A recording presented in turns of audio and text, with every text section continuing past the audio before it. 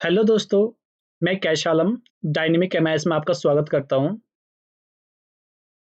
आज हम ग्रोफर कंपनी का एमआईएस और डेटा एनालिस्ट का जो एक्सेल इंटरव्यू होता है, उसका जो क्वेश्चन पेपर है, उसका हम सेकंड पार्ट करने जा रहे हैं। फर्स्ट पार्ट ऑलरेडी हमने कर रखा है, जिसमें हमारे पास 4 क्वेश्चन थे। हमने फर्स्ट पार्ट में हमने 4 क्वेश्चन को सॉल्व किया था और जो इस क्वेश्चन हम इस वीडियो में डिस्कशन करेंगे, सॉल्व करेंगे, वो 5 से लेकर 10 मतलब टोटल 6 क्वेश्चन सॉल्व करेंगे। यदि आपने फर्स्ट वीडियो नहीं देखा है तो उसका जो लिंक है वो डिस्क्रिप्शन में मिल जाएगा, वहाँ से आप उस वीडियो को देख सकते हो। तो चलिए स्टार्ट करते हैं। तो ये जो क्वेश्चन पूछा गया था, ये डेटा एनालिस्ट और एमआईएस इंटरव्यू के लिए क्वेश्चन पूछा गया था। एक्सेल का इंटरव्यू टेस्ट है ये।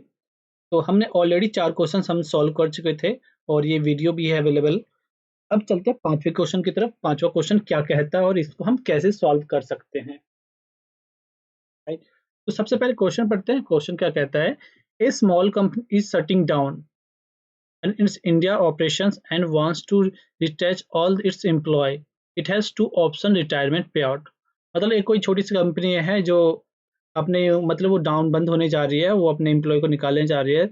उसके पास दो मतलब एम्प्लॉय को निकालने का दो ऑप्शन है।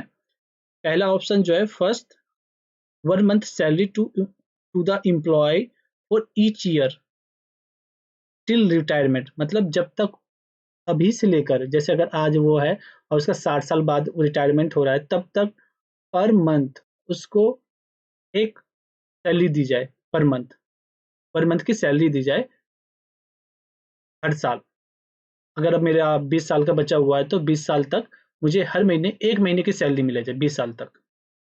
तो 20 बार हमें टोटल हमारे 20 साल में हमें कितनी सैलरी मिलेगी? 20 यानी कि 20 टाइम्स में हमें सैलरी मिलना चाहिए। एक तो ये ऑप्शन है। एक सेकंड ऑप्शन ये है कि 1 month salary each year complete with the company, मतलब जिन्होंने जितने साल कंपनी में काम किए हैं उसके बेसिस पे उसको सैलरी दी, उतनी सैलरी दी जाए पर मंथ। अगर आपने 1 साल काम किया है तो आपको निकालने से पहले 1 महीने की सैलरी, अगर आपने 10 साल काम किया है तो आपको 10 महीने की सैलरी पे की जाए। कंपनी के पास ये दो ऑप्शन है। तो दोनों में से यहाँ पे क्वेश्चन क्या कहता है वो देखते हैं। Which of these two option would be beneficial to the company? Company के लिए इन दोनों ऑप्शंस में से कौन सा ऑप्शन अच्छा होगा जहां पे उसको कम पैसा खर्च करना पड़े, राइट। तो सबसे पहले हमें किस चीज की रिक्वायरमेंट होगी कि हमें पहले ये पता करना होगा कि, और यहाँ पे देखिए डेट दे रखा है कि आज की जो डेट कंसीडर होगा इस डेट के अकॉर्डिंग होगा। टुडे जो माना जाएगा इस डेट को माना जाएगा, इस डेट के अकॉर्डिंग। तो यहाँ पे जो डेट हुआ, यहाँ पे ज्वाइनिंग डेट है हमारे पास, यहाँ पे डेट ऑफ बर्थ है और एनुअल सैलरी है, एनुअल सैलरी है। तो सबसे पहले हम क्या करते हैं कि हम निकाल लेते हैं इसमें से रिटायरमेंट, कि इस एम्प्लॉय का कितने साल रिटायरमेंट का बचा हुआ है इस डेट के अकॉर्डिंग। 5 साल बचा हुआ है, 10 साल बचा, वो ईयर निकाले थे कितने ईयर बचे हुए हैं। तो इसके लिए कॉलम का नाम लिख देते हैं, retirement left, right, retirement left. तो ये रिटायरमेंट कैसे निकालेंगे? अगर हम डेट ऑफ बर्थ में 60 साल से हम इसके बेसिस पे हम निकालेंगे, देखते हैं वो कैसे निकलता है। अगर हम इसमें डेट ऑफ बर्थ के अंदर 60 साल ऐड कर देते हैं, 60 ईयर, और उसमें से जो भी डेट होगा उसमें से ये माइनस करेंगे, इसमें से माइनस ये कर देंगे, तो हमारा जो रिटायरमेंट ईयर है वो निकल जाएगा कितना रिटायरमेंट, राइट। तो एक बार देखते हैं वो कैसे होगा। तो सबसे पहले क्या करते हैं, इक्वल टू डालते हैं, हम एक डेट का फंक्शन लगाते हैं और हम डेट निकाल बनाएंगे। तो हमने ईयर में बोला कौन सा ईयर होगा, तो हमने बोला यहाँ पे ईयर का फंक्शन लगाते हैं और ईयर में हमने बोला date of birth, round bracket close, इसमें +60 कर देते हैं, कोमा, मंथ कौन सा होगा, तो मंथ में हमने लिया ये वाला मंथ, कोमा, डे कौन सा होगा, तो डे का फंक्शन हम ले लेते हैं डे, राइट। तो इसमें डे का फंक्शन लेते हैं, कौन सा डे होगा, और इसमें यही डे होगा, राउंड ब्रैकेट क्लोज। तो ये हमारा एक डेट निकल गया कि ये बंदा जो इस डेट को रिटायर होगा, इस डेट को 2020 को। तो 2020 से अभी तक कितना साल बचा हुआ है इसका, 10 साल बचा हुआ है। वैसे आप मैनुअल कैलकुलेट करोगे तो 10 साल बचा हुआ है, लेकिन ये 10 साल कैसे निकालेंगे हम, इसमें से ये माइनस कर देंगे।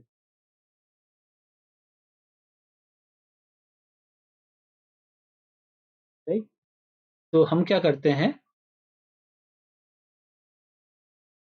इसमें से माइनस दिस वन माइनस ये, तो ये जो आउटपुट देगा कितना देगा, ये डेज में देगा। हमें डेज में नहीं चाहिए, हमें ईयर में चाहिए। तो हमें ईयर में चाहिए, तो इसको क्या करेंगे, हम इसको 365 से डिवाइड कर देंगे, 365 दिन से डिवाइड कर देंगे 365 दिन से, तो हमारा आउटपुट निकल के आ जाएगा ये। तो एक बार इसको जनरल फॉर्मेट में करते हैं। तो ये इस पे आप क्या कर सकते हैं, राउंड का फंक्शन लगाना चाहते हो तो आप राउंड का फंक्शन लगा सकते हो। मैं राउंड का फंक्शन लगा देता हूँ। यहाँ पे लिखते हैं राउंड, राउंड लिखा, कॉमा 0 डाल देते हैं। तो इसको ना हमें ब्रैकेट के अंदर, एक और ब्रैकेट के अंदर क्लोज करना होगा।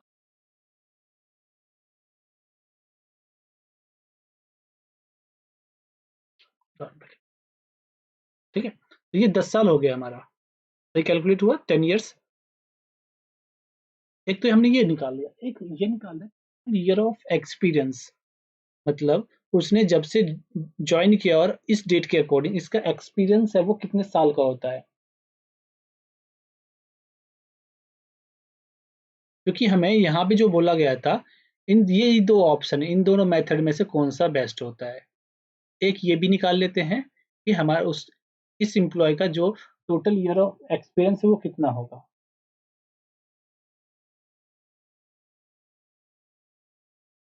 राइट। तो ये भी निकाल लेते हैं, कैसे निकलेगा,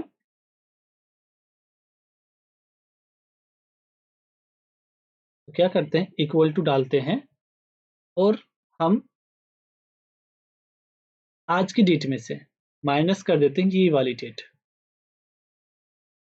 ये तो हमें डेज दे रहा है, तो इसको हम क्या करेंगे, 365 से डिवाइड कर देते हैं, ऐसे ब्रैकेट में डाल के डिवाइड बाय 365। तो ये इसका जो एक्सपीरियंस हो रहा है वो कितने साल का हो रहा है, 13 साल का हो रहा है। इसको क्या करते हैं, एक राउंड फंक्शन का और यूज कर लेते हैं, राउंड, और यहाँ पे कॉमा करके 0 डाल देते हैं। ये थोड़ा गलत हो गया, 3 डल गए हम। ठीक है, तो ये इसका देखिए 14 साल हो रहा है, तो ये 96 में ज्वाइन किया था, 4 साल ये और 10 साल ये, 14 साल हो गए, तो हमारा ये सही है आउटपुट। तो इसको क्या करते हैं, यहाँ से यहाँ तक ड्रैग कर देते हैं सभी के लिए।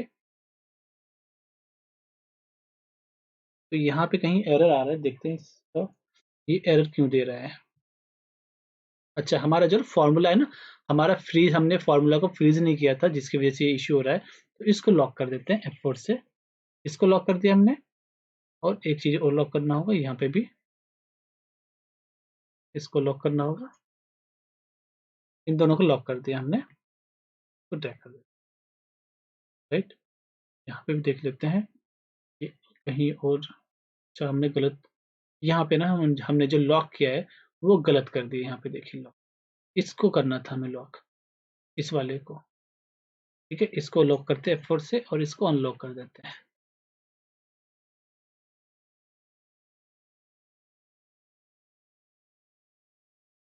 राइट। तो हमारा ये दोनों चीज निकल चुका है, टोटल एक्सपीरियंस। ये दो चीजें हमने निकाल लिया। अब क्वेश्चन सॉल्व करना है हमें। क्वेश्चन क्या करें, विच of these two option would be beneficial for the company. तो एक बार देखते हैं इन दोनों के बेस पे हमारा आउटपुट क्या होता है। तो हम क्या करते हैं, यहाँ पे लगाते हैं, इसको थोड़ा सा और ऐसे ना क्लोज कर लेते हैं, जिससे सारी चीजें हम सही से लिख सकें यहाँ पर। राइट।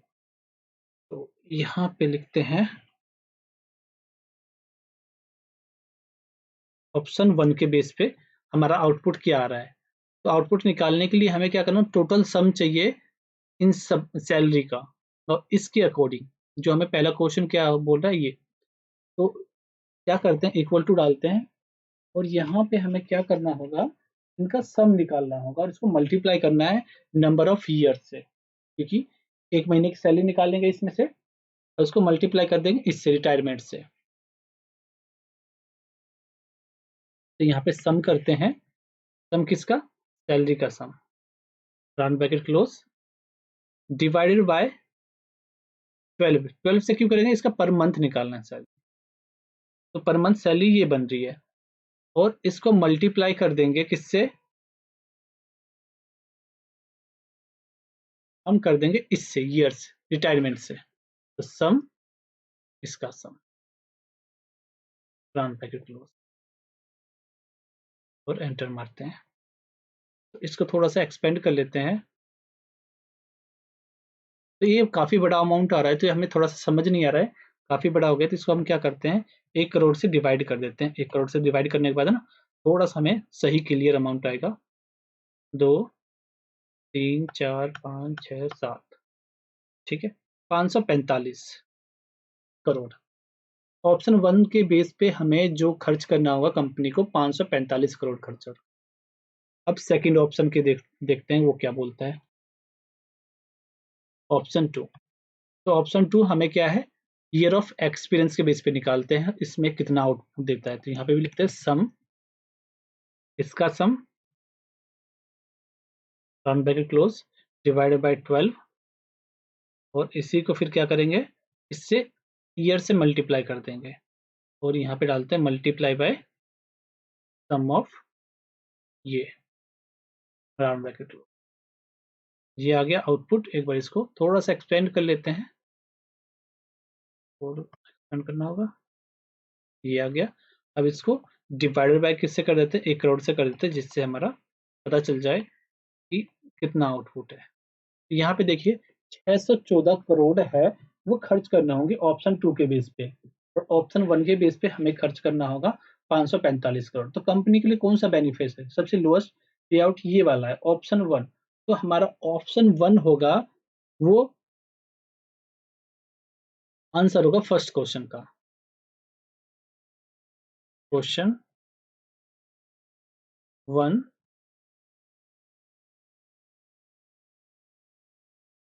Question 1, right. और इसका आंसर क्या हो जाएगा हमारा,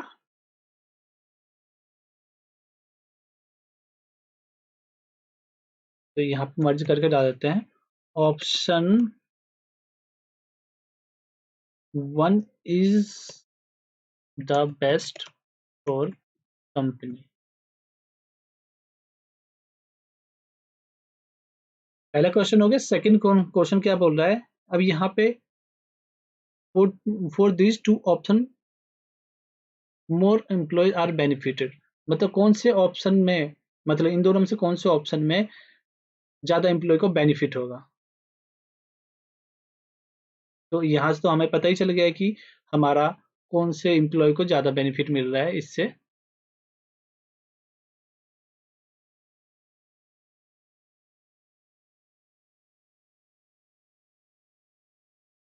राइट।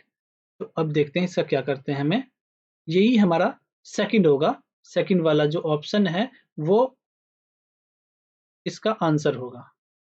तो इसी को क्या करते हैं, कॉपी करके यहाँ पे हमने पेस्ट मार दिया, इसको थोड़ा सा क्लोज कर देते हैं, यहीं पे नहीं, इसके बगल में मार देते हैं पेस्ट, ठीक है। इसका ऑप्शन हो जाएगा, क्वेश्चन 2 हो जाएगा। और ये जो है ऑप्शन यहाँ पे जो बेस्ट होगा, इसको थोड़ा सा ना कॉपी कर, इसको ना ये इधर आ गया होगा, तो इन दोनों को ना यहाँ कर देते हैं, इसको यहाँ पे और इसको यहाँ पे, राइट। और इसको भी यहाँ पे ऐसे पकड़ कर होल्ड करके इसको यहाँ कर देते हैं, और इसको यहाँ पे, राइट। ये ऑप्शन 2, क्वेश्चन 2 का आंसर जो होगा, ऑप्शन टू जो है बेस्ट है एम्प्लॉय के लिए।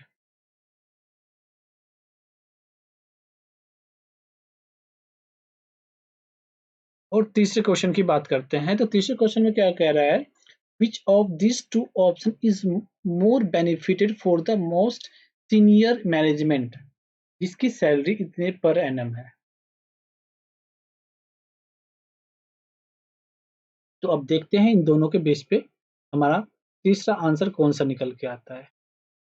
तीसरा आंसर हम देखते हैं, तो यहाँ पे ये क्या बोल रहा है कि हमें नॉर्मल सम नहीं चाहिए, यहाँ पे सम इफ का यूज होगा।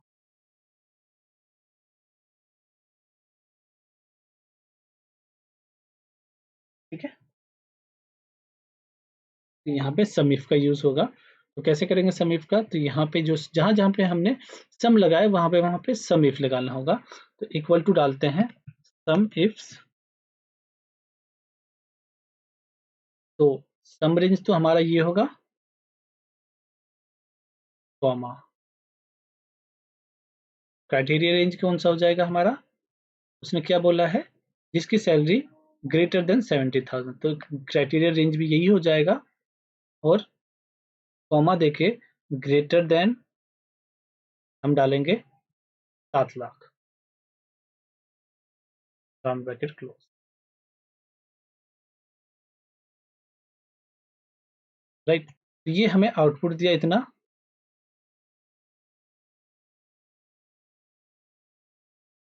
और साथ में हमें एक्सपीरियंस भी निकालेंगे इसी तरीके से, तो यहाँ पे भी एक्सपीरियंस को मल्टीप्लाई करेंगे, लेकिन इसको पर मंथ की सैलरी देनी है, तो इसको 12 से डिवाइड भी करना है, तो 12 से डिवाइड कर देते हैं, डिवाइड बाय 12। और उसके बाद ये हो गया हमारा। अब इसको मल्टीप्लाई करेंगे इस ऑप्शन वन से, तो यहाँ पे मल्टीप्लाई बाय सम इफ्स,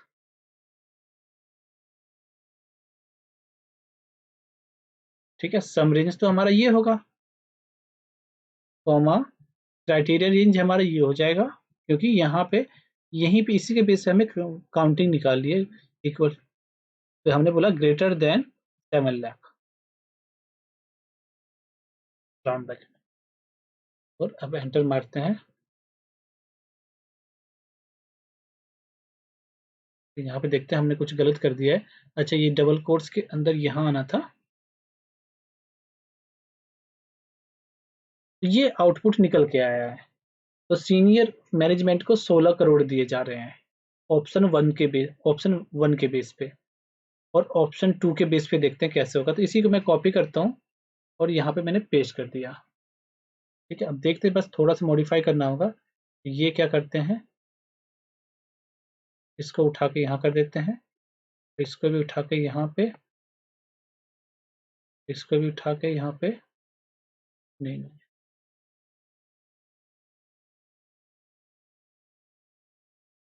यहाँ पे देखते हैं पहला क्या होगा, यहाँ पे ये वाला क्राइटेरिया रेंज, सम रेंज, क्राइटेरिया रेंज, क्राइटेरिया। ठीक है, और उसके बाद मल्टीप्लाई बाय हमारा सम रेंज, तो हमारा ये नहीं होगा, रेड वाला नहीं होगा, ये वाला होगा सम रेंज हमारा, नहीं सम रेंज यही ठीक है, यही होना चाहिए। और क्राइटेरिया रेंज जो हमारा होगा ये नहीं होगा, ये वाला कॉलम होगा, और ये हो गया। तो इसमें 20 करोड़ खर्च हो रहे हैं ऑप्शन टू में। तो कौन सा बेस्ट हुआ एम्प्लॉय के लिए, सीनियर मैनेजमेंट के लिए, इन दोनों में से कौन सा ऑप्शन बेस्ट हुआ, option two is the best for the management, option two is the best for senior management. ये हमारा तीनों आंसर है इन तीनों क्वेश्चन का। यदि आप मेरे चैनल पर नए हो तो चैनल को सब्सक्राइब जरूर कर लीजिए, क्योंकि मैं इसी तरीके की वीडियोस लाता रहता हूं। और अगर आपके पास इसी तरीके का कोई इंटरव्यू क्वेश्चन है तो आप मुझे फॉरवर्ड कर सकते हो, मैं उसका सॉल्यूशन अपलोड कर दूंगा। आगे चलते हैं क्वेश्चन 6 की तरफ। फाइल को मैं सेव कर देता हूँ। यहाँ पे क्या क्या बोल रहा है कि हमें कैलकुलेट करना है गैस का अकॉर्डिंग टू द स्लैब के अकॉर्डिंग हमें कॉस्ट निकाल रही है। ये इसका यूजेस है पर गैलन, और इसका हमें यहाँ पे स्लैब दे रखा है, इसके स्लैब पे ये रेट होगा।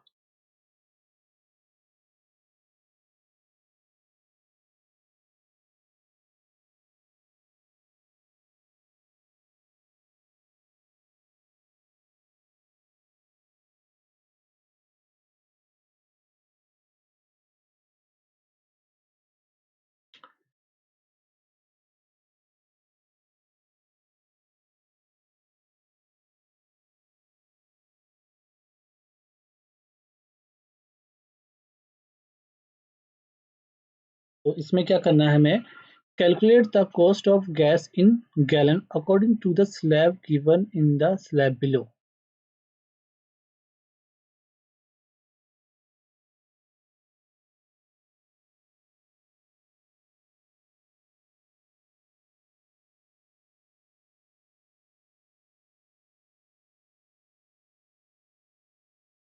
ठीक है, तो हम कैलकुलेट करते हैं एक बार कितना हमारा ये होगा।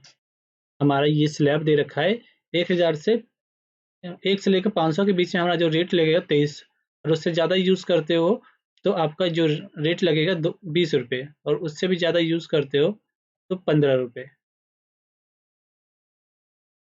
राइट। तो एक बार इसको क्या करते हैं, हमें नॉर्मल इफ फंक्शन लगाना होगा।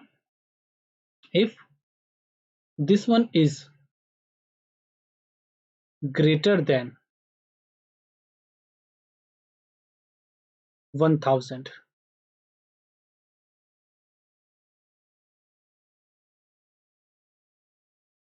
देन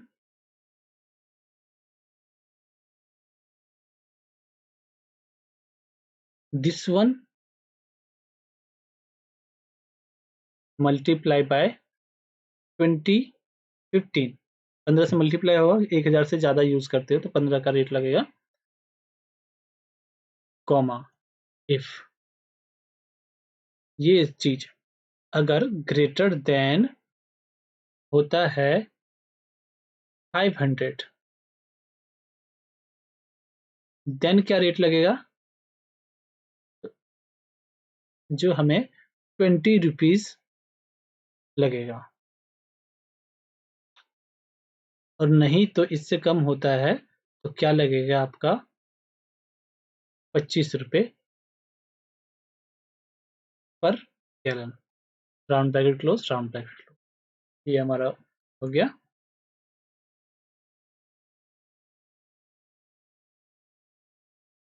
ठीक है, इस तरीके से हमारा जो कॉस्ट लगेगा, ये हमारे कॉस्ट के स्लैब हुआ, और इसका आउटपुट हमारा ये आ गया। आगे चलते हैं। क्या क्वेश्चन कह रहा है, calculate the sum of 2010 uses. हमें कैलकुलेट करना है 2010 का टोटल यूजेस। तो आप यहाँ पे नॉर्मल साइज सम का फॉर्मूला लगा दीजिए, यहाँ से यहाँ तक का ये टोटल आ गया। सेकंड क्वेश्चन क्या कह रहा है, calculate percentage of total uses. Percentage निकालना है, तो परसेंटेज हमारा ये है, इसका टोटल यूज का कितना परसेंटेज यूज कर रहे हैं, तो ये डिवाइडेड बाय, इसको फ्रीज कर देते हैं F4 से, और इसको ड्रैग कर देते हैं। अब तो इसने इसने कितना परसेंट यूज किया टोटल यूजेस का, 32% इसने, 33% इसने। अब क्या बोल रहा है यहाँ पे, तीसरा क्या कर, calculate cost of the 2010 electricity uses per the kilowatt in the fuel cost, in fuel cost table. ठीक है, तो यहाँ पे फ्यूल कॉस्ट का टेबल है, और इन सब के रेट लगे हुए यूनिट, और उसके बेसिस पे हमें कैलकुलेट करना है। तो जो हम कैलकुलेट करने जा रहे हैं, हम क्या कैलकुलेट करने जा रहे हैं, इलेक्ट्रिसिटी कंज्यूप्शन। तो यहाँ पे इलेक्ट्रिसिटी का जो रेट है ये है, और यूजेस इसने ये किया है, तो इसका अमाउंट कितना हो जाएगा, दिस वन मल्टीप्लाई बाय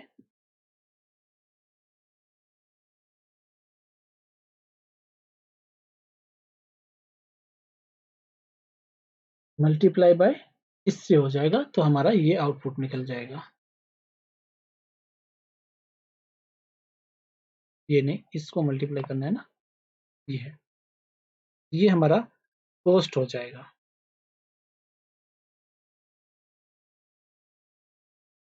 तो हमें इसको हमने फ्रीज नहीं किया है, तो इसको एक बार फ्रीज भी करना होगा, इसको, ये रेड वाले को, तो F4 से फ्रीज कर देते हैं जिससे ये नीचे की तरफ ड्रैग ना हो। अब स्क्वायर फुटेज, अब ये ऊपर देखते हैं, पहले क्वेश्चन देखते हैं कहाँ पे क्या लिखा हुआ है। Calculate cost per square foot uses facility divided by the cost by the square foot.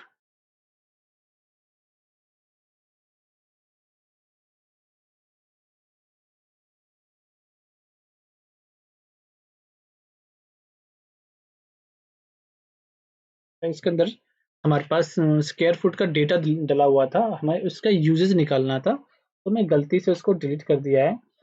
कोई नहीं, मैं इस पे एक बार ऐड कर देता हूँ जो डेटा था।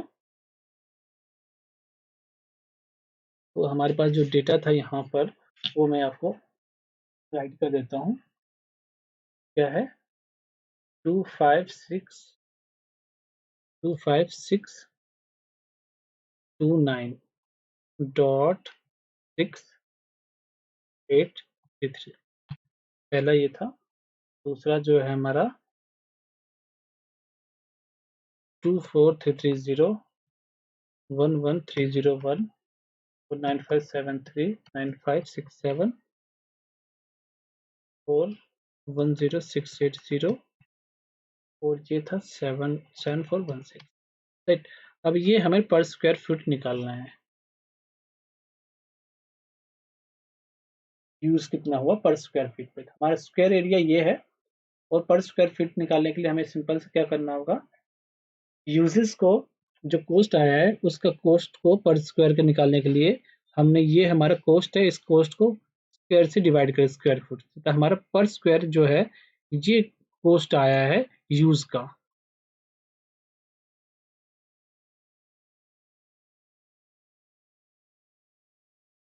और इसके बाद क्या कह रहा है, आगे चलते हैं और क्वेश्चन, पर स्क्वायर फुट यूजेस ये सारा हमने कर चुके हैं। और यहाँ पे लास्ट में क्या कर, average cost per square foot for the all facilities. Average क्या हुआ हमारा पर स्क्वायर, तो यहाँ पे एवरेज लगाते हैं। एवरेज, ये हमारा एवरेज आ गया 1.1, 1.41।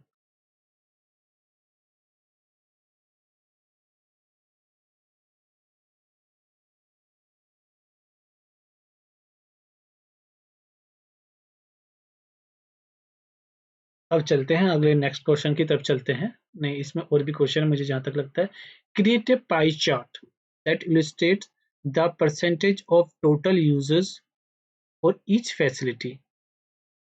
परसेंटेज के बेस पे हमें यूजेस दिखाना है,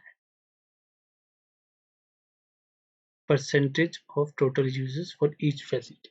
तो हम क्या करते हैं, इसको यहाँ से ऐसे सिलेक्ट करते हैं, और कंट्रोल के साथ तो सिलेक्ट करते हैं यहाँ से, तो यहाँ पे इंसर्ट में जाते हैं और एक पाई चार्ट इंसर्ट करते हैं। इंसर्ट में गए हम, ये रहा पाई चार्ट का सेक्शन, यहाँ पे हमने पाई चार्ट लगाया और यहाँ पे ऐड कर दिया। अब इसमें क्या बोल रहा है, इंसर्ट द लेजेंड की नेम ऑफ द फैसिलिटीज। तो लेजेंड भी ऐड करना है, लेजेंड तो हमारा बाय डिफॉल्ट ऐड ही हो गया है, लेकिन हमें वो दिखाना है इसका। ये इनको बोलते हैं लेजेंड्स, ये ऐड हो गया हमारा।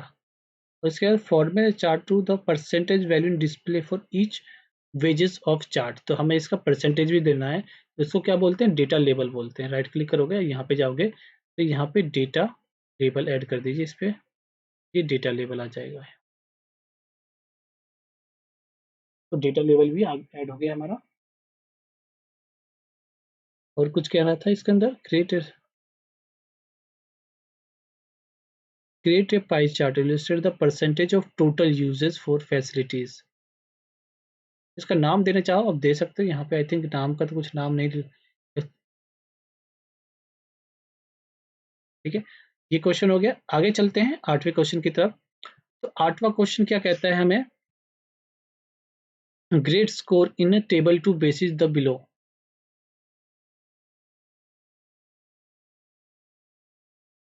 तो हमें ग्रेड कैलकुलेट करना है इनके बेसिस पे।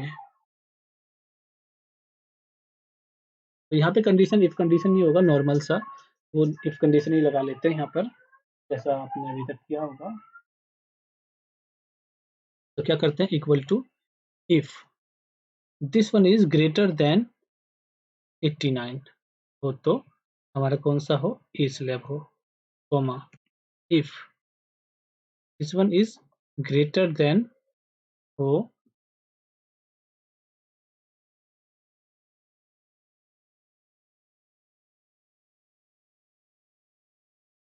79 से, देन क्या हो, बी कैटेगरी, कॉमा इफ ये वाला चीज ग्रेटर देन हो 59 से, नहीं 69 से, 69 से हो तो क्या करे, यहाँ पे इसको सी कैटेगरी दे,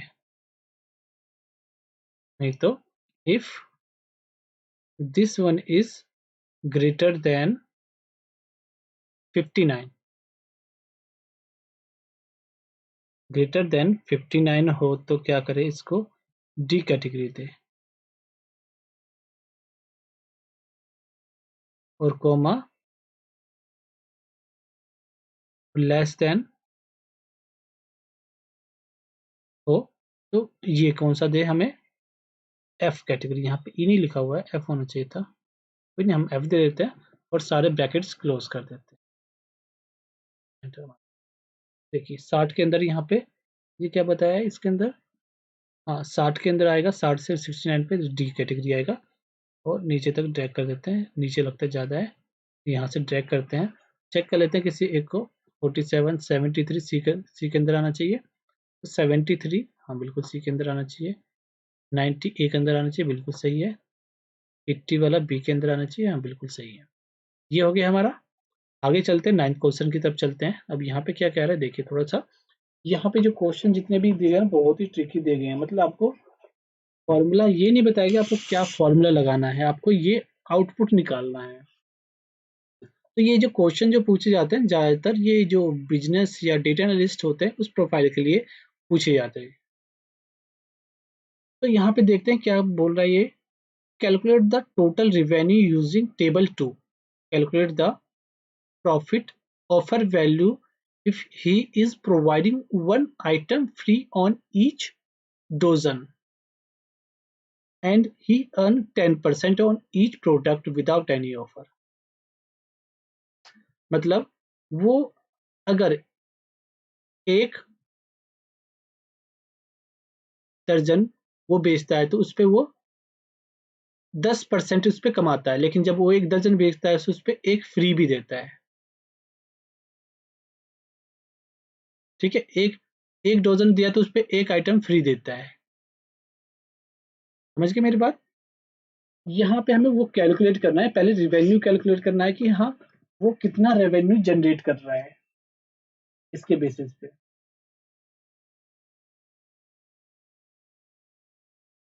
तो पहले रिवेन्यू जनरेट करते हैं, तो रिवेन्यू कितना होता है, इक्वल टू, देखिए यहाँ पे आइटम है और यहाँ पे हमारे पास इसका एमआरपी है इस प्रोडक्ट के आईडी के बेस पे, तो क्वांटिटी क्वांटिटी इतना है और एमआरपी है, दोनों को मल्टीप्लाई करेंगे तो हमारा रिवेन्यू जनरेट होगा।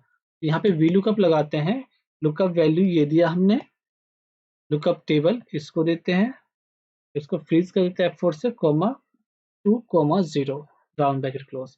अब इसको मल्टीप्लाई कर देंगे किससे, आइटम से मल्टीप्लाई कर देंगे, तो हमारा रेवेन्यू कितना जनरेट हुआ है इसको बेचने से, ये हुआ है।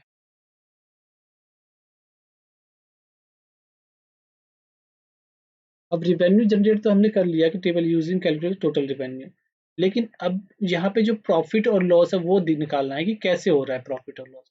यहाँ पे क्या बोल रहा है, ये 10%, मतलब ये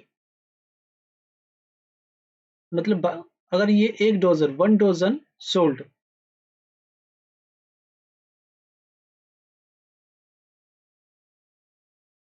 ठीक है, एक आइटम फ्री देता है, हर एक 12, अगर किसी बंदे ने 12 प्रोडक्ट लेता है तो उसके साथ एक प्रोडक्ट साथ में फ्री मिलता है, एक आइटम साथ में फ्री मिलता है, तो उसको टोटल 12 की जगह 13 आइटम चले जाते हैं। ये चीजें है, तो ये कैसे कैलकुलेट होगा?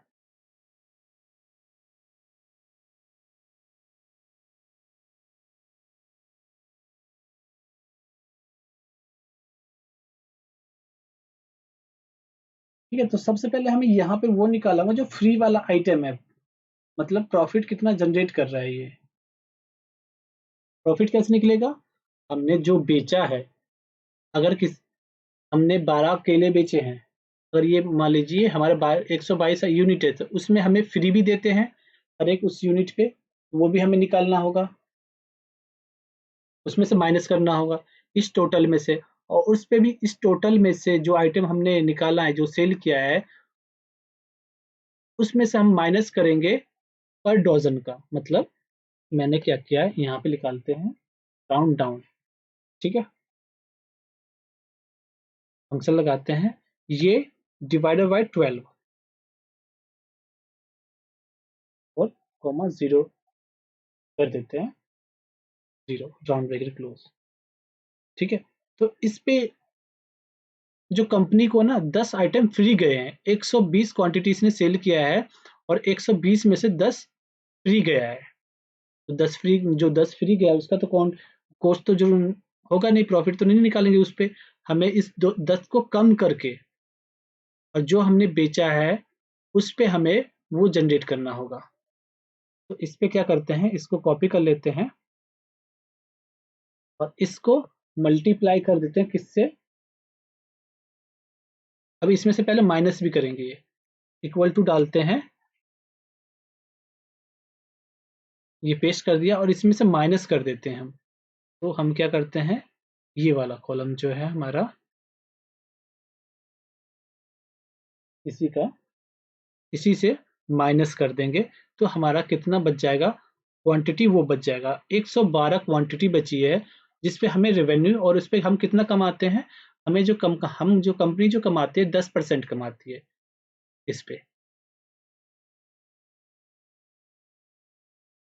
तो 10% कमाने के लिए हम क्या करेंगे, इसको 10 से मल्टीप्लाई कर देंगे, लेकिन हमें ऐसे नहीं करेंगे मल्टीप्लाई, हम पहले इसका रिवेन्यू निकालेंगे। रिवेन्यू पे 10% इसका प्रॉफिट होता है, तो रिवेन्यू निकालने के लिए इसको मल्टीप्लाई करना होगा इस वाले टेबल के आईडी से। तो यहाँ पे मल्टीप्लाई करते हैं, वी लुकअप वैल्यू में हमने बोला ये लुकअप वैल्यू होगी, कोमा टेबल एरे ये होगा हमारा, तो फ्रीज कर देते हैं F4 से, कोमा 2 कोमा 0 एग्जैक्ट मैच के लिए राउंड ब्रैकेट क्लोज। तो टोटल रिवेन्यू यहाँ पे कुछ गड़बड़ हुआ है क्या?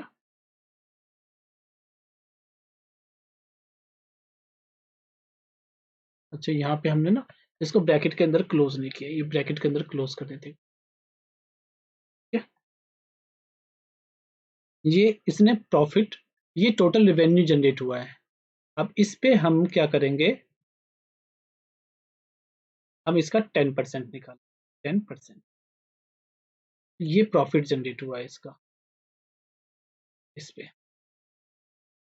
और ऑफर वैल्यू, ऑफर मतलब कि कस्टमर के पॉइंट ऑफ व्यू से कस्टमर को कितना ऑफर वैल्यू मिला है, कस्टमर को कितना फायदा हुआ है।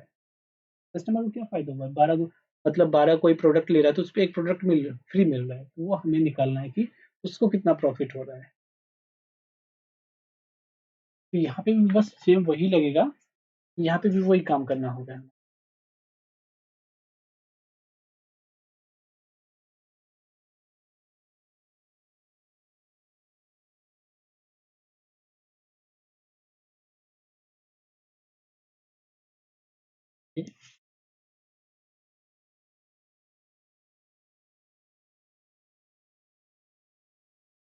तो कस्टमर के पॉइंट ऑफ व्यू से हमारे पास क्या, कस्टमर को क्या ऑफर मिला, ऑफर वैल्यू,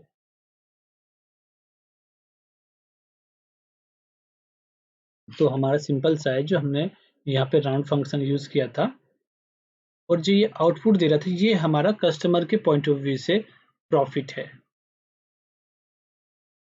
और इस प्रॉफिट को अगर हम मल्टीप्लाई कर देते हैं इससे, एमआरपी से, तो जो भी टोटल होगा वो कस्टमर के पॉइंट ऑफ व्यू से उसका ऑफर वैल्यू होगा। तो यहाँ पे मल्टीप्लाई कर देंगे, लुकअप वैल्यू ये, टेबल एरे हमारा ये हो जाएगा, F4 से फ्रीज कर देते हैं, comma 2 comma 0 round bracket close, और ये मल्टीप्लाई जो होगा, ये कस्टमर जो ऑफर वैल्यू है, ये हमने इतना ऑफर दिया था कस्टमर को, राइट। ये ऑफर वैल्यू ये हो गया और प्रॉफिट ये हो गया। और अब यहाँ पे क्या निकालना है, यहाँ पे देख लेते हैं। प्रोडक्ट आईडी के बेस पे हमें ये सारी चीजें, प्रॉफिट, रेवेन्यू, ये सारी चीजें निकालनी है यहाँ पे। तो रेवेन्यू कितना जनरेट हुआ है,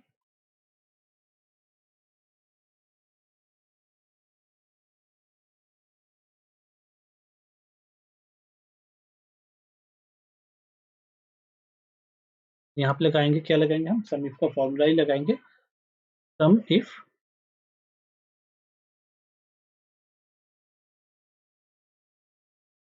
लिया हमने, सम रेंज हमने बोला, क्या रेवेन्यू जनरेट कर पता करना है, तो ये लिया हमने, कॉमा क्राइटेरिया रेंज। तो क्राइटेरिया किस पे लगा, आईडी के बेस पे लगा, प्रोडक्ट आईडी के बेस पे। ये प्रोडक्ट आईडी हमने सिलेक्ट किया, कॉमा क्राइटेरिया क्या हो जाएगा, ये यहाँ पे जो लिखा हुआ है ये हो जाएगा राउंड तक। तो यहाँ पे अच्छा हमने गलत जगह फॉर्मूला लगा दिया था, यहाँ पे इसको ना कंट्रोल जेड करते, यहाँ पे नहीं, यहाँ पे लगाना था। सम इफ सम रेंज हमारा रेवेन्यू वाला कॉलम हो गया, कॉमा क्राइटेरिया रेंज हमारा प्रोडक्ट आईडी वाला कॉलम हो गया, और कॉमा क्राइटेरिया जो हो गया हमारा ये वाला हो गया राउंड पे। और प्रॉफिट, अब प्रॉफिट करना है तो ये प्रॉफिट इस आईडी के बेस पे निकालना है, तो यहाँ पे लगाएंगे फिर से सम इफ सम रेंज हमारा क्या हो जाएगा, ये हो जाएगा, कॉमा क्राइटेरिया रेंज क्या हो जाएगा हमारा, ये आईडी वाला हो जाएगा, कॉमा क्राइटेरिया क्या हो जाएगा, ये हो जाएगा राउंड। और ऑफर वैल्यू क्या हो जाएगा, तो यहाँ पे हमने बोला सम इफ सम रेंज हमारा ऑफर वैल्यू वाला कॉलम हो जाएगा, कॉमा क्राइटेरिया रेंज हमारा आईडी हो जाएगा, कॉमा क्राइटेरिया क्या हो जाएगा हमारा, ये हो जाएगा, और राउंड ब्रैकेट क्लोज।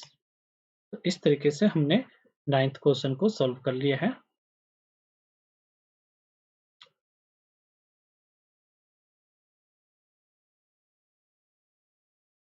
अब 10th क्वेश्चन की तरफ चलते हैं। 10th में क्या कह रहे हैं देखते हैं। Calculate the following using Excel formula और pivot table on book and author data. तो हमारा बुक एंड ऑथर डेटा ये है, डेटा है यहाँ पर, और इसमें हमें क्या काम करना है वो देखते हैं। Search for duplicate books, consider a book duplicate if it has a same title और ऑथर अनदर बुक। मतलब हमें पहले इसमें से डुप्लीकेट रिमूव करने हैं, जो भी डुप्लीकेट है किसके बेसिस पे, हमारे टाइटल के बेस पे रिमूव करने हैं। तो यहाँ पे टाइटल के बेस पे हमारे पास डुप्लीकेट ऐसे कितने हैं, हमारे पास बुक्स है, देखिए ये सारे डुप्लीकेट हैं, तो इसमें से हमें एक ही रखना है, बाकी सबको डिलीट करना है। समझ गए मेरी बात, ये काम करना है। तो हमें कैसे करेंगे, इसके लिए क्या करते हैं, तो पहला क्या काम करना है हमें, यू स्टार्ट विद इतने नंबर से, remove the duplicate, keep the non duplicate. हमें यहाँ से डुप्लीकेट रिमूव करना है, जितने भी डुप्लीकेट आइटम है। तो हम क्या यूज कर सकते हैं डुप्लीकेट आइटम को काउंट करने के लिए, पहले तो ये सॉर्टिंग में होना चाहिए, तो ये बाय डिफॉल्ट खुद से सॉर्टिंग में है तो कोई दिक्कत नहीं है। तो यहाँ पे टाइटल के बेस पे हम डुप्लीकेट का यूनिक निकालते हैं, काउंट इफ लगाएंगे, काउंट इफ क्राइटेरिया रेंज ये, कॉमा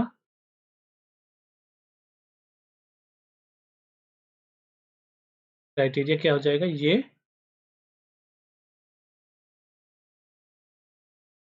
यहाँ से यहाँ तक, और राउंड ब्रैकेट क्लोज।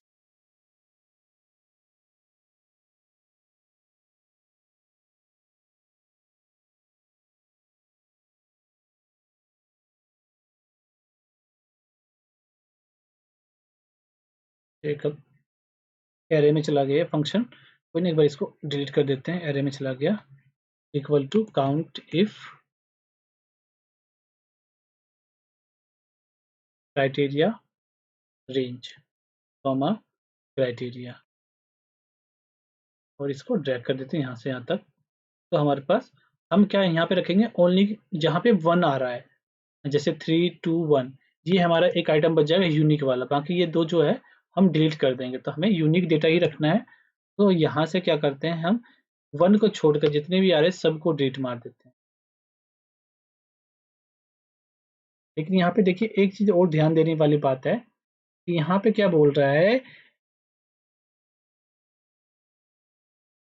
कि consider a book duplicate if it has the same title and an author as a another book, same title and author has as another book। हाँ ठीक है, तो हमें यही रखना है क्योंकि हमें सेम टाइटल है लेकिन दूसरे बुक मतलब दूसरा ऑथर है इसका, तो इसलिए डुप्लीकेट दिखाई दे रहा है। तो इसलिए हम क्या करते हैं, जो भी ऐसे आइटम्स है जो भी डुप्लीकेट आपको लग रहे हैं वो सारे यहाँ से रिमूव कर देते हैं। तो हमारे पास ये आइटम्स जो है डुप्लीकेट नजर आ रहे हैं।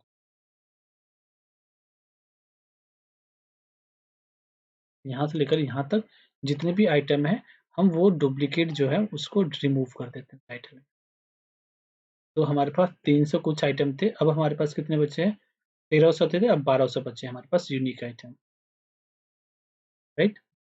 यूनिक बच गए। हम अब हमारे पास यहाँ पे डेटा के अंदर अब क्या करना है, अब हम इसमें से using the pivot table to find the following information, हमें पाइवट टेबल के जरिए इन्फॉर्मेशन फाइंड करना है। How many different authors are represented in this collection, मतलब यूनिक हमारे पास ऑथर्स है वो कितने हैं, and top 3 most popular authors, मतलब जिसकी सेलिंग सबसे ज्यादा हुई है वो ऑथर टॉप 3 कौन से हैं।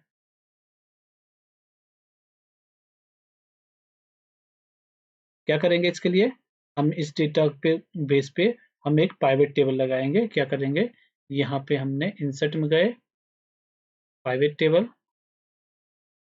तो हमने बोला एग्जिस्टिंग वर्कशीट, न्यू की जगह एग्जिस्टिंग, कहाँ पे करना है तो यहाँ पे चलते हैं, तो इस सीट का रेफरेंस कहीं दे देते हैं, यहाँ पे कर लेते हैं, यहाँ से स्टार्टिंग से करते हैं, यहाँ से थोड़ा और नीचे लेते हैं, यहाँ से स्टार्ट करते हैं। ओके किया, तो हमारे पास ये आ गया। अब इस पाइवेट टेबल में हमें यूनिक ये डालना है, ये तो हमारा यूनिक है ही, लेकिन हमें इसकी काउंटिंग चाहिए, वहां पर दिखाना है हमें टोटल काउंटिंग यूनिक ऑथर्स है कितने, ठीक है। और टॉप 3 कौन से हैं, टॉप 3 के लिए हम क्या करेंगे, काउंटिंग निकाल लेंगे। तो हमें यहाँ पे ये नहीं चाहिए, इसको हमें क्या चाहिए, यहाँ पे ऑथर चाहिए, ऑथर डालेंगे यहाँ पे, और ऑथर में हमारे पास टोटल जो ऑथर्स है हमारे पास ये है, टोटल ऑथर कितने हैं, 364 ऑथर्स है हमारे पास। यहाँ पे हमारे पास आंसर जो आया है 364 जो है हमारे पास यूनिक ऑथर्स है। और जो टॉप 3 है उसके लिए हम क्या करेंगे, सेम चीज को आप कोई भी किसी भी चीज को उठा के यहाँ पे डाल दीजिए, उसकी काउंटिंग दिखा दीजिए और इसको लार्जेस्ट टू स्मॉलेस्ट कर दीजिए, क्योंकि जो भी ऑथर है जो भी सबसे ज्यादा सेल किया होगा उसका यहाँ पे लार्जेस्ट टू स्मॉलेस्ट दिखाना है। तो यहाँ पे देखिए इस ब्लैंक को छोड़ देते हैं, ब्लैंक को हटा देते हैं,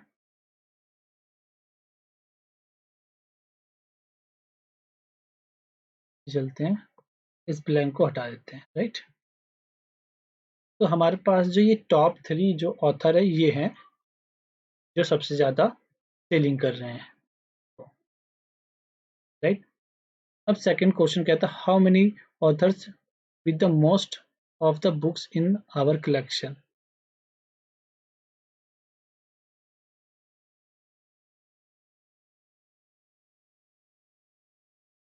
ठीक है, तो दूसरा क्वेश्चन क्या कह रहा है कि हमें क्या निकालना है।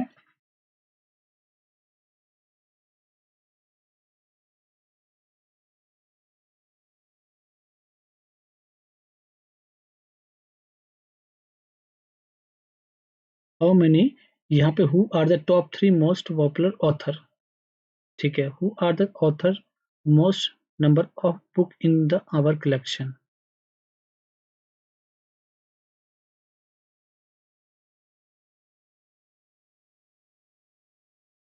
ठीक है, सेम वही क्वेश्चन यहाँ पे भी वही पूछ रहा है कि हमें जो सबसे ज्यादा, who are the most number of books in our collection.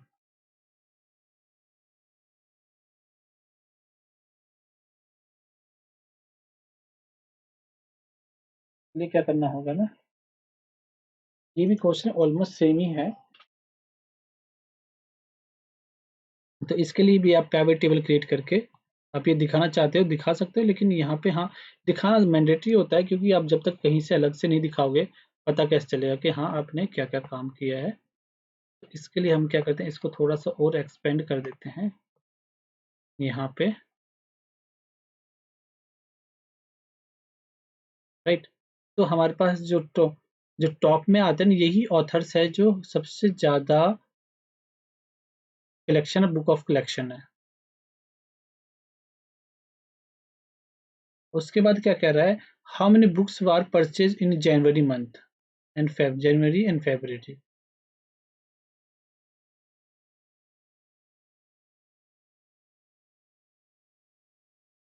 ठीक है, तो हमें क्या देखना है, हमें मंथ वाइज दिखाना है परचेज।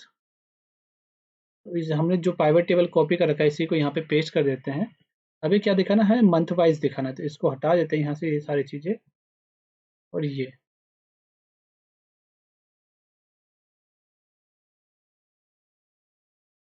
जो और क्या बता रहा है यहाँ पे, कलेक्शन परचेज इन जनवरी।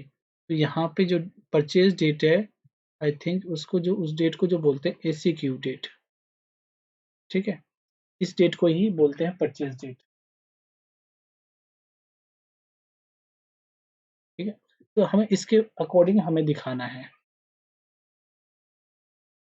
तो आगे चलते हैं, हमें क्या बताना है यहाँ पर कि how many books were purchase in January February month and using the group by close. तो हमें जनवरी फरवरी में कितने बुक परचेज किए हैं वो दिखाने हैं। तो सबसे नीचे वाले टैब को सिलेक्ट करते हैं, इसको यहाँ पे डालते हैं। ये खुद से अगर ग्रुप बाय हो गया तो ठीक है। और हमें क्या दिखाना है, इसी का काउंटिंग दिखानी है, तो यहाँ पे काउंटिंग डाल दिया। और यहाँ से हम क्या क्या करते हैं, ईयर को रिमूव कर देते हैं, रिमूव फील्ड ईयर, क्वार्टर को भी रिमूव कर देते हैं यहाँ से, रिमूव। तो हमारे पास जनवरी और फरवरी में ये क्वांटिटी हमारी जो है सेल हुआ है।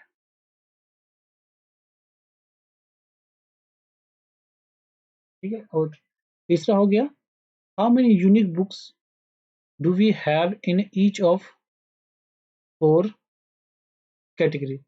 पेन, इन चारों कैटेगरी में हमारे पास कितनी बुक है। तो यहाँ पे एक बार डेटा देखते हैं, कैटेगरी। ये हमारे पास 4 सेक्शन यहाँ पे बताया कि इन चारों के बेसिस पे हमारे पास यूनिक बुक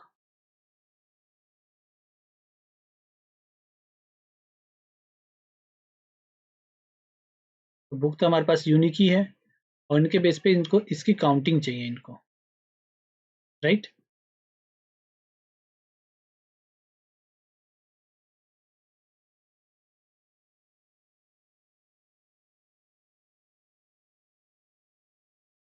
ठीक है, टोटल बुक्स चाहिए इसको। हम जो है अकॉर्डिंग टू इसके बीच इनके बेसिस पे हमें number of total largest section भी चाहिए इसको, एवरेज भी चाहिए।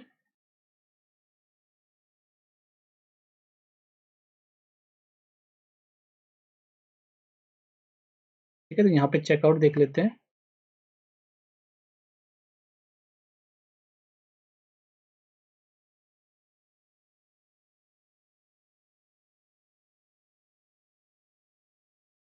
यहाँ पे क्या क्या चीज़ें हमारे पास, इशू। देखिए ये इशू है हमारे पास।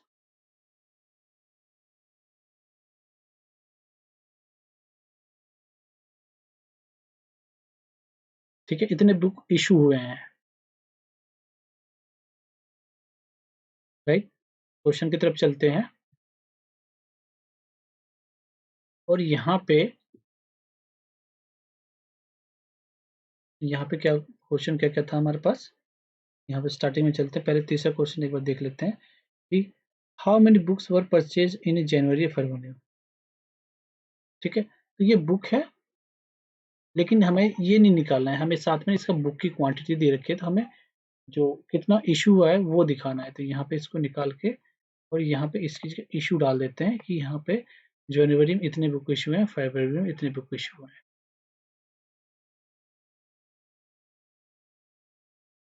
आगे देखते हैं।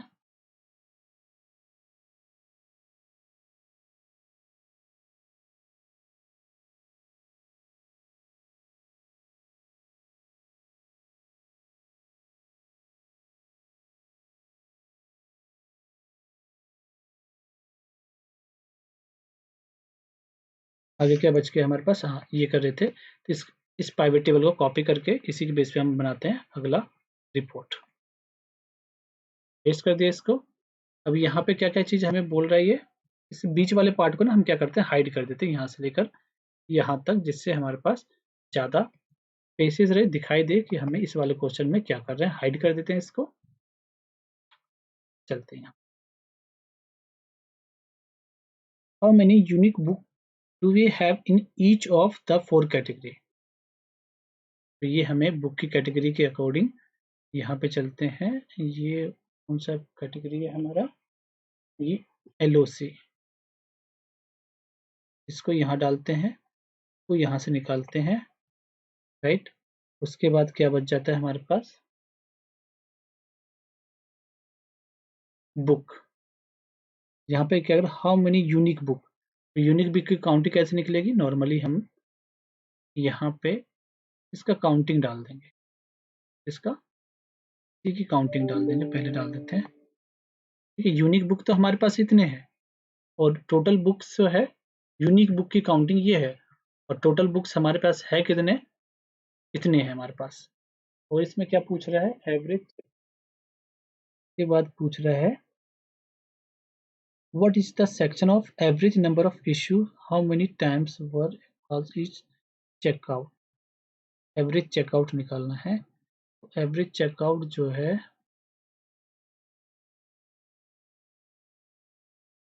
हमारा क्या बता रहा है, check out the change the label of the column books, check out average। तो हमें एक एवरेज भी निकालना है, what is the each section average number of issues, average issue निकालना है इन सब के बीच में। तो इशू का एक एवरेज भी ले लेते हैं, इसी का सम लिया है तो एक एवरेज भी ले लेंगे इसका। तो इसमें हम क्या करते हैं, राइट क्लिक करके सम की जगह एवरेज बुक ले लेते हैं, यहाँ पे व्यू फील्ड सेटिंग में जाके यहाँ पे एवरेज सेलेक्ट कर लेते हैं।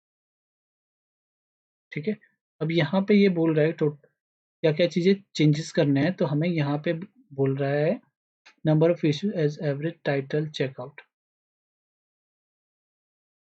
was each title checkout, change the label of the column to books to checkout and average। ठीक है, तो हमें यहाँ पे ये चेंज करने हो, हमें क्या है, चेंज करना है label, change the label of column books.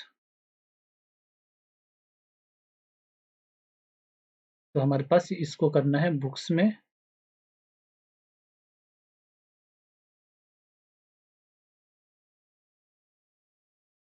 ये करना है टोटल चेकआउट एंड,